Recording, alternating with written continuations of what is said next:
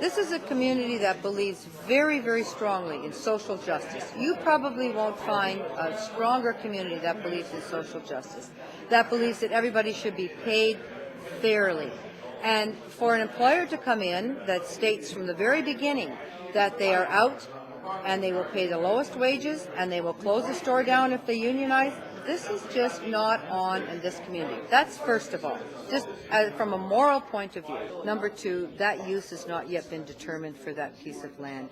Number three, should they come in, then I think that we would be looking at all kinds of negotiations. I mean, I can't see a non-unionized Wal-Mart being welcome in this neighborhood. A corporation that is that wealthy can afford to pay its employees decently. Quite obviously, they're very sophisticated in their marketing and their planning and their logistics. To pay people less than the poverty line in terms of wages is not good corporate practice and it's not good social practice. It means that all the rest of society has to pick up the slack, has to carry the cost for people not having enough income. That is a big concern. These guys should be paying a decent wage. They can afford it. There's no reason not to. That's the first level. The second level is, I don't think Walmart's going to go away, but I have to say, their mode of development, big box development, has huge environmental and ecological problems. This neighborhood does have a consciousness. In the 90s, we went through a lot of debates about big box stores in the port area. We had big meetings, strong opposition in the community because we have retail strips that need their customer base, retail strips that give life to the community.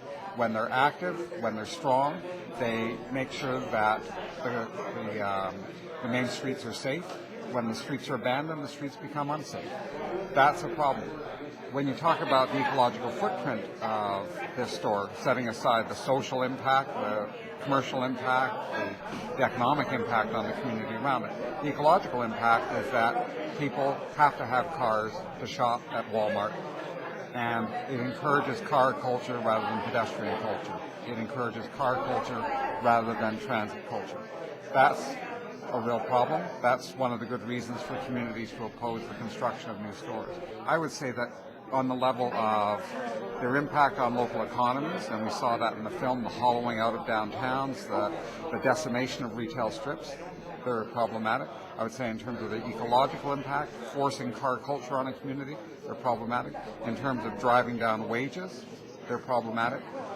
This is a corporation that poses huge challenges to sustainability, and on those bases, on the basis of social justice, it makes good sense for people to oppose them.